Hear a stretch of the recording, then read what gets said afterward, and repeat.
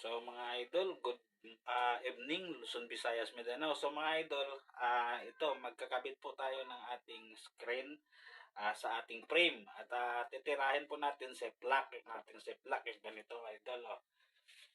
Ito. Ito yung ating ipiprint, yung plastic. Plastic po siya. Plastic po to siya.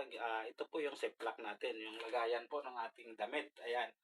Sa gusto po bumili ng sample po natin ng ating Pro Club Inspire 240 GSM sa basic cotton. At tapos gusto ko pag bago kayo mag-order, bili muna kayo ng isang peraso nito para makapa nyo yung tela. Yung tela natin.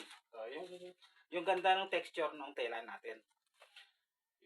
Yung cotton niya is 80%, yung kanyang polyester is 20%. Ayan mga lodi. So abangan nyo, kakabit tayo ng ating ng ating screen sa ating frame. Ayan. Okay. So pero ito yung ipiprint natin bukas. Ito inahanda lang natin ngayon mga idol ha.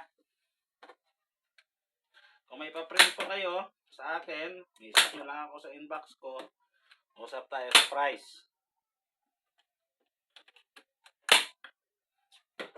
Okay, mga lodi, thank you. Abangan nyo ang next video natin.